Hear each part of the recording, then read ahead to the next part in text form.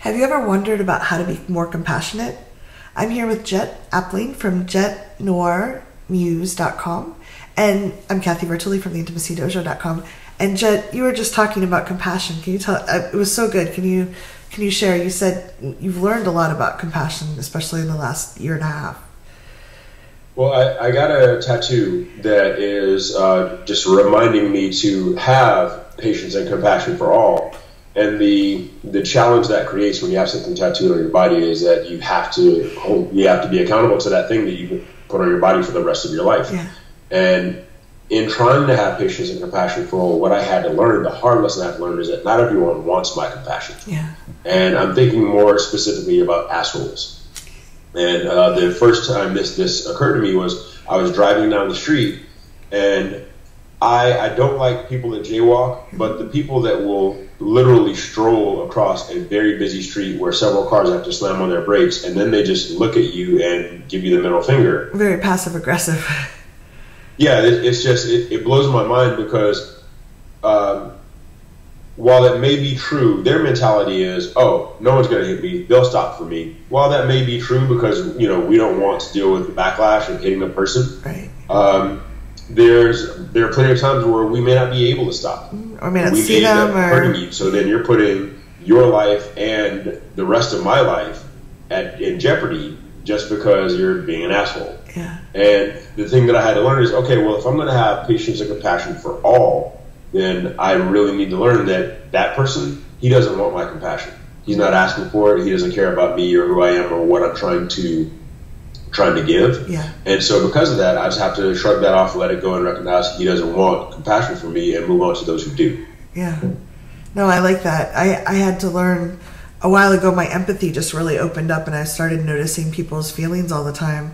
And I had to, I kind of asked the universe, draw my attention to the people I should help or that want my help, rather right. than just, because otherwise it was all around all the time. And I think that's, setting boundaries on compassion is not a bad thing. Yeah, seriously. I mean, because think about it.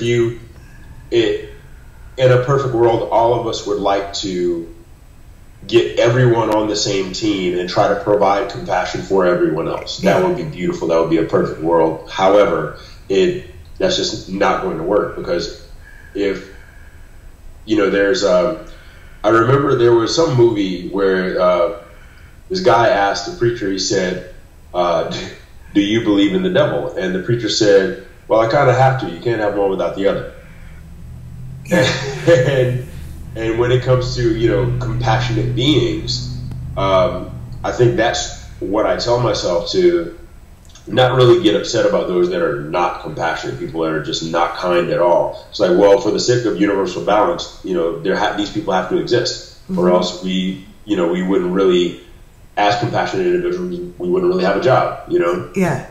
Well, and I think we can have an awareness that they might have their own struggles we don't know about, right. while still saying, no, I don't want you in my life. No, I'm not going to let you walk all over me. Because I think right. some people, and I do this sometimes, if a friend's having a bad day, I'll let them, they don't have to be quite as nice to me. It's like, okay, you can vent, it's okay. But I sometimes let that go too far. I'm like, no, I don't care what kind of day you're having. You don't get to treat me that way. Right, exactly. So. Yeah, the phrase I like to use in those situations is, I'm not the enemy. And if they still don't really, if that doesn't register, then I'll just disconnect myself from the conversation. And I'm grateful for my years as a restaurant manager, because I learned how to walk up, talk to a table, see how things were going, and disconnect before the conversation got long-winded. Mm-hmm. Yeah. So I will reach out to people and talk with them and make sure that they're okay, but at the same time, I don't want it to turn into like this 3-hour conversation, because who has time for that? Right. And you're starting to be a therapist after a while. Right, yeah. And for anyone listening, they may think, oh, well, how could you just, put a time limit on listening to a friend? I'm just being realistic. We all have lives and we have to lead. And I don't know about you, but I don't have a spare 3 hours in my day. Yeah.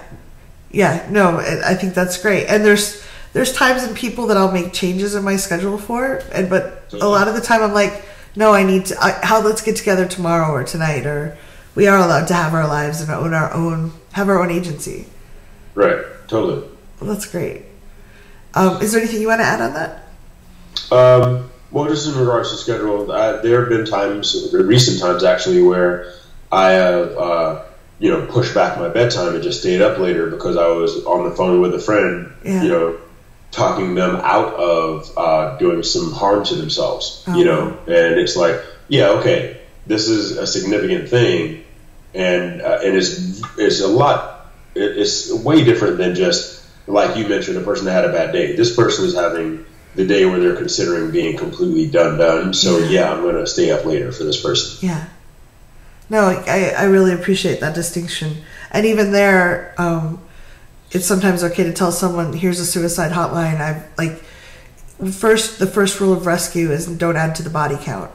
And right. I think, there's been times when a lot of people I work with, coaching, and also for myself, it's like, wow, I don't have anything else to give. I'm actually harming myself if I push further through this. And we all get to decide where that is. Right. So thank you for sharing that. If you're listening and you have comments and questions about this, please leave your comments below. Congratulations on taking this time for yourself and learning these things. If you'd like to follow more of this, you can subscribe to my channel here.